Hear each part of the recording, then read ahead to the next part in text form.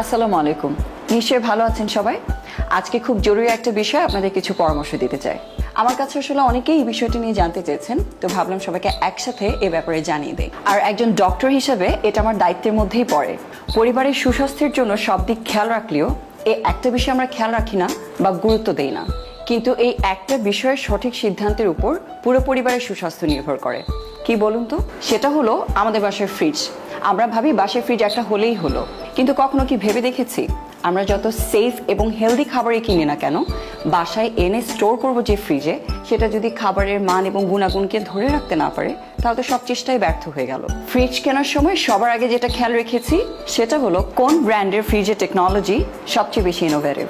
এটা ঠিক, যখন আমরা একটা ফ্রিজ কেনার কথা চিন্তা করি সবার আগে দামের কথাটাই মাথায় আসে। তবে আমি বলবো দামের কথা অবশ্যই ভাববেন, কিন্তু তার আগে স্বাস্থ্যের বিষয়টা আমাদের মাথায় রাখতে হবে, তাই না? আমি আমার বাসার জন্য সিলেক্ট করেছি এলজি নো ফ্রস্ট রেফ্রিজারেটর। কেন? আচ্ছা, কারণটা বলি, প্লিজ মন দিয়ে শুনবেন, খুবই ইম্পর্টেন্ট বিষয়টা।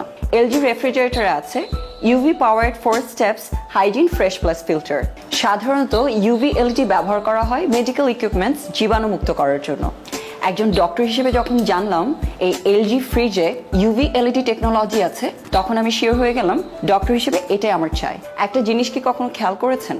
ফ্রিজের ভেতর খাবার রাখলে কয়েকদিনের মধ্যে ফ্রিজের মধ্যে একটা বাজে গন্ধ হয়ে যায়। ফ্রিজের ভেতরে যখন প্রচুর ব্যাকটেরিয়া ভেসে বেড়াতে থাকে তখন এরকম হয়। আমি আমার বাসার ফ্রিজে কখনোই তা হতে দেব না। তাই আমি সিলেক্ট করেছি এলজি ফ্রিজ, কারণ এর UV powered hygiene fresh plus technology 99.99% bacteria remove করে। এলজি ফ্রিজের এই টেকনোলজি ইন্টারটেক সার্টিফাইড, তাই এলজি ফ্রিজে বাজে গন্ধের প্রশ্নই আসে না, আর খাবারও থাকে ফ্রেশ।